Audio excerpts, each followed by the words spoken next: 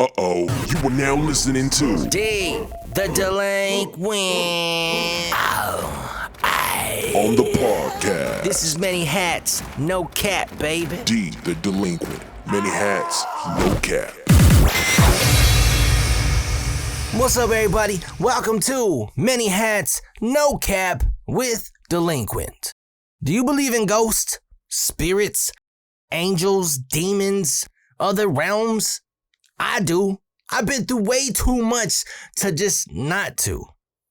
And I'm going to share a lot of those stories down the road. But for this one, I'm going to share with y'all a true story of how a mom helped her baby boy beyond the grave. And it's a true story. This story took place at my old job as a pawnbroker. I was a third key / assistant manager for a pawn shop for about 9 years, almost a decade.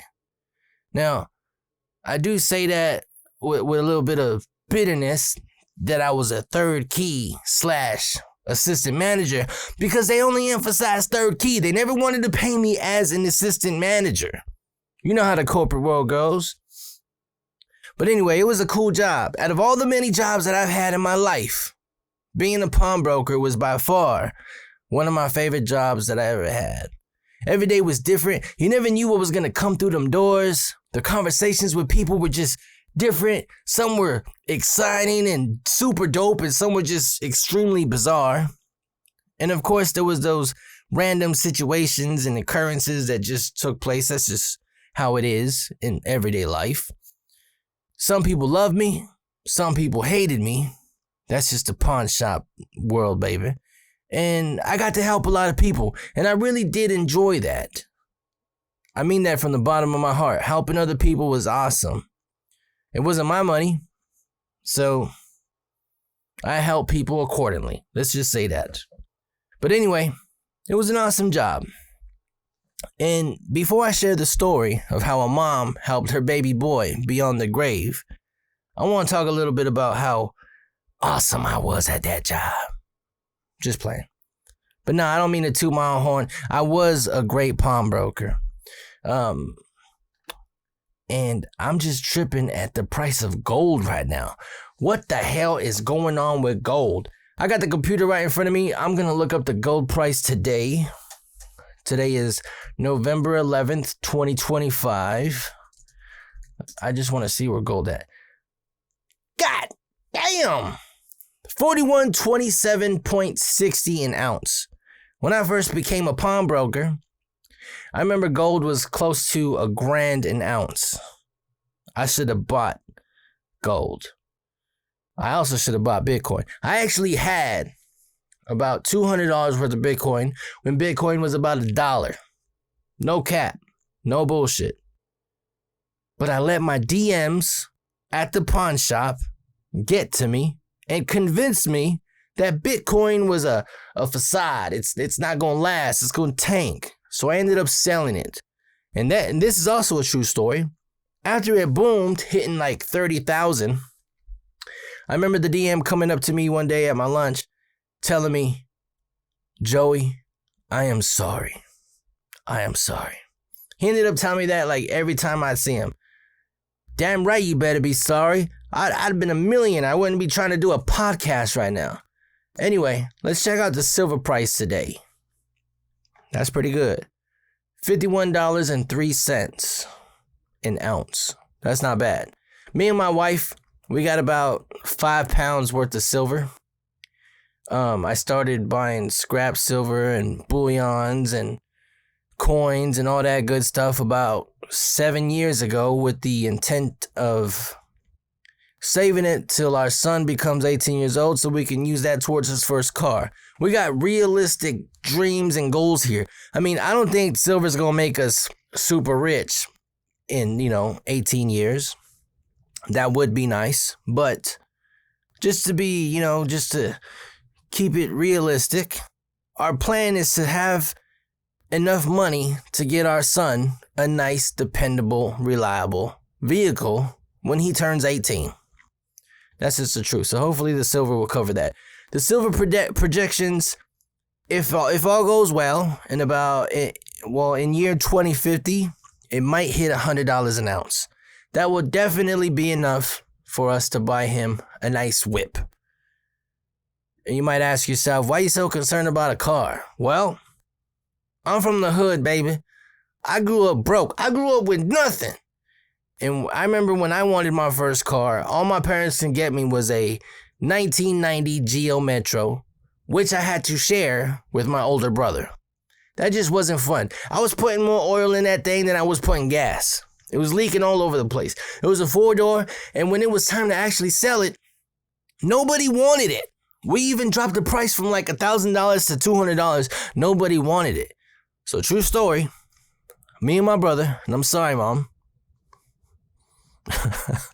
Me and my brother took it to the Santa Cruz wash and we flipped it. And it's still there to this day, rusted. There's a whole bunch of homeless people that made it this cool little fort. I mean, let them have it. It's cool. We reported it's nah, never mind. You know what I was gonna say. But another thing I want to check out is platinum. I think platinum, in my personal opinion, is definitely going under the radar. See, platinum right now, let's just call it $1,600. It's $15.99.20. $1,600 an ounce. Today, November 11th, 2025. If you look at the history comparing platinum and gold, for the first time in our history ever, gold is worth more than platinum. And we all know how the markets work. They always correct themselves. So in my opinion, buy as much platinum as you possibly can. Physical platinum, and hang on to it. Hopefully, in about 10 years, within 10 years, the market will correct itself and platinum will then skyrocket and pass gold or become comparable in price-wise. If not, platinum is still going to go up. It's on the rise. You'll at least make your money back. Don't hate me if I'm wrong. That's just my personal opinion. Anyway, now let's get back to the story. So, how did a mom help her baby boy from beyond the grave? Well, it comes down to one specific customer, of course. It's about him and his mama. His name is Jimmy Dean. And that's his real name. I know him so well, and I know he's the kind of person that if he sees this, he won't mind that I'm sharing this story, because it was awesome, man. It was absolutely just fucking awesome. So Jimmy Dean, before COVID, he owned and operated his own business. He was like remodeling homes, and he had a whole squad with him. I think he had about 20 employees, several jobs, and his forecast just looked amazing. He was doing great for himself. He was always coming into the pawn shop, and he was buying everything from jewelry, shoes, tools, collectibles, electronics. He bought everything he wanted. He just bought it. And then there was times where he would bring in his employees, and he would just let them pick a TV or pick a piece of jewelry for their significant other, and he would just pay for it. Like, he had it like that. It was good times for him. Well, then COVID hit. And damn, it hit him hard. He ended up losing his staff. He just couldn't, pay the payroll. He was losing jobs left and right. And then it got to the point where he ended up having to sell back to the store everything he purchased from us. And he also pawned a lot of stuff that he intended on redeeming, that he wanted to get back, like his tools, his money makers. But about 6 months of this, consistently, him showing up every day, pawning 1 item, 2 items, 3 items, he ended up running out of stuff to pawn and sell. It got so bad for Jimmy, he was asking me to pawn his spare tire. Because it's Jimmy and I established this cool relationship with him, I would take these spare tires from him. I would only give him like $10, but man, when you're broke, $10 is a lot of money. And I tried my best to help him out, but it was getting to that point where his collateral just wasn't enough to justify loans. It wasn't enough to justify a purchase. You know, I helped a lot of people and I bent over backwards for a lot of people, broke a lot of rules for a lot of people, but I can only do so much. You know what I'm saying? It's not my business. It's not my money. So anyway, one day, Jimmy came in. He would always come in first thing in the morning. That location opened up at 9 a.m. Jimmy was there at 9:01 when he needed something. And he was always respectful. He was always polite. I'm telling you, Jimmy Dean is one of the best human beings on this ball of mud. Anyway, so one day, Jimmy Dean comes into the store. And he has these like cheap Bluetooth speakers that you can buy at Family Dollar. They're just not worth much, you know? And he's trying to pawn and sell these speakers. And I'm looking at him and I tell Jimmy, I can't do it this time, bro. I'm sorry. I just can't. And, you know, he gets sad. He gets a little disappointed. And he tells me, I understand, Joey. Thank you. Every time that I seen Jimmy Dean, I'd always see this ring on his pinky finger. A cheesy, almost just a ridiculous ring. I said, Jimmy, what about that ring on your pinky finger? I always see you with that ring. Why don't you sell it, pawn it? And he says, oh, no, man, this ain't real. When my mom died, all my brother and my sisters, they took everything from the house. This was all that I can get from a jewelry box. And I mean, look at it. It was so big, it looked like a ring pop. Damn near a ring pop. He's like, nah, this ain't real. This is costume jewelry. And I said, Jimmy, let me test it. You just never know. Jimmy took off this ring. He wore that ring day in, day out in the field, out in the sun.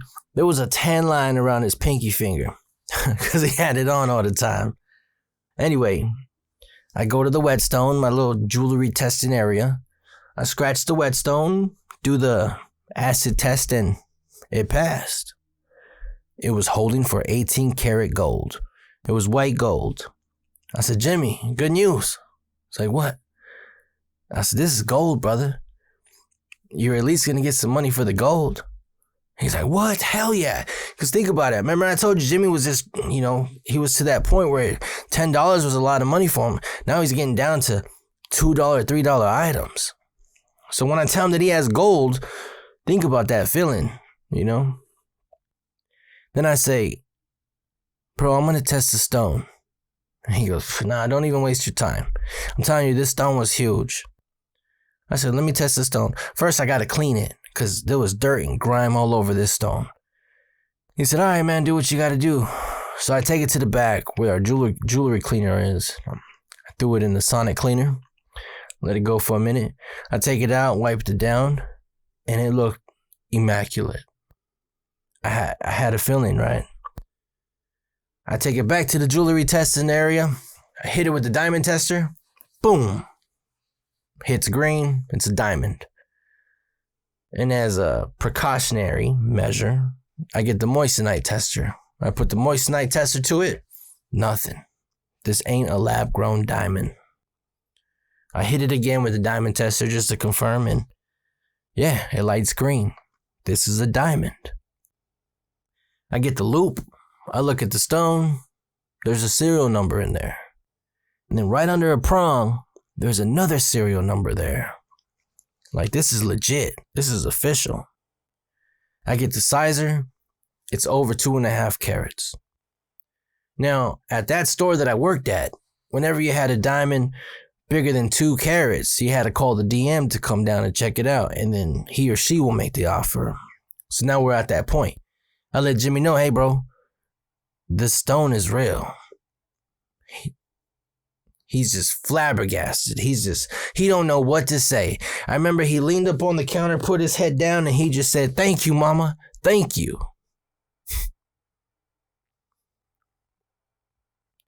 So I called the DM.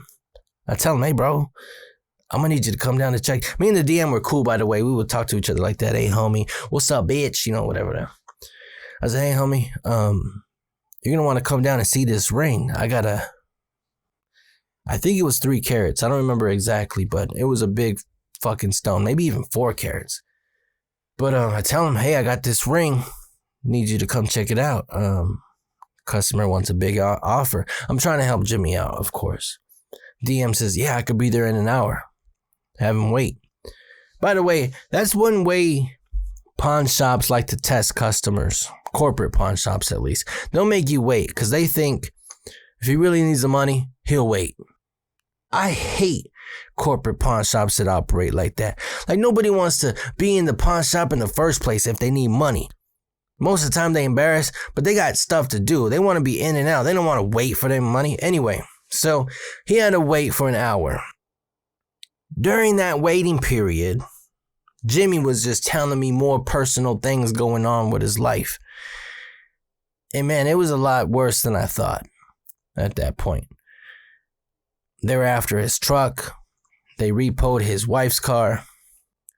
And then his wife ended up leaving him. Oh man, it was just hard times for Jimmy. So then the DM walks in, repeats all the tests that I completed, verifies that it's legit. He found another serial number on that ring, types it up on the internet, all the information pops up and it confirms all of our tests, all of our sizing, everything.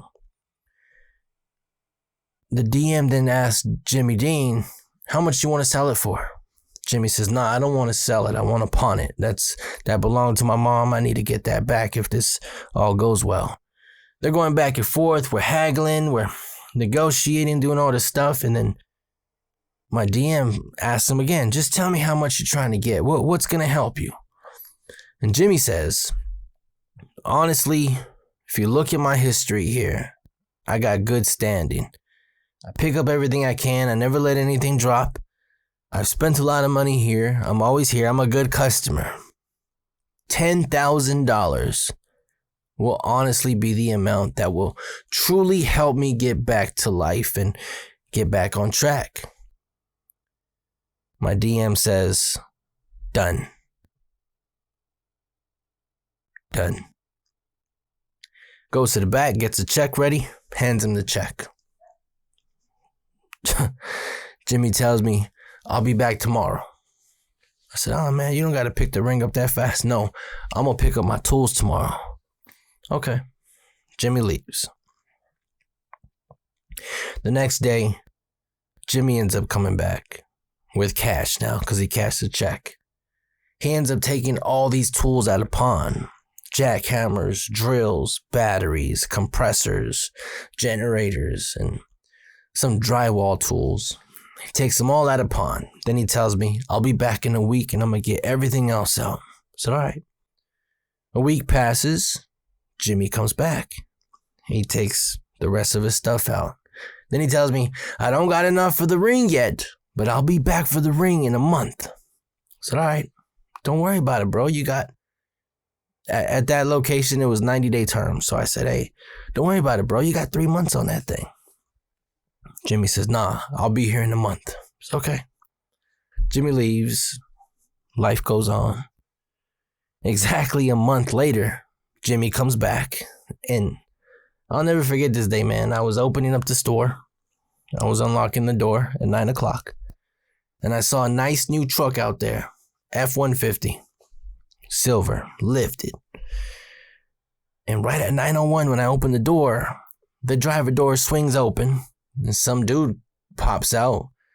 Big old cowboy hat, nice new boots, and jumps out. I look, and it's Jimmy. I said, what's up, Jimmy? He goes, me, bro. Me. I said, oh, that's what's up. And he goes, I'm here for the ring. I said, all right. Comes inside. He has cash. Puts it all on the counter. Nobody's in the store yet. It's super early. I get the ring out and he puts it back on that pinky finger. And I remember him telling me, bro, thank you for everything. I said, nah, man, that's your mama. That's your mama taking care of you, bro. He said, yeah. That was awesome. So then Jimmy left, and I never seen Jimmy again, unfortunately. But in the pawn world, that's a good thing. That's a good thing. Anyway, that got me thinking, man. Like, before I wrap this up, I think we all think about life insurances, trusts, and wills, and etc. That's all cool. If you could do that, cool. But if you can't, you got to do something else for your seeds, your baby boys and your baby girls. Like, buy scrap gold, buy scrap silver, buy collectibles that you know will increase in value in time. Buy a ring. Leave something behind for your baby boy or baby girl. Anything. Because if one day they need it and that item gets them through something, they gonna know that daddy or mama or daddy and mama got them beyond the grave. That's it for episode 1. I know it's a short one, but I'm finally starting this podcast. So many friends and family of mine have been telling me to do this thing, and I'm finally hitting it full throttle. This is called Many Hats, No Cap with Delinquent. Just to give y'all a little insight of why I'm calling it Many Hats, No Cap. It's because I've had several jobs, man. I've lived a crazy life. I'm 40 years young, but believe it or not, I've been through a whole lot of things in the workplace, in the work field, and on the blacktop. And I'm gonna share all that with y'all. Fuck it. Much love, y'all. Peace.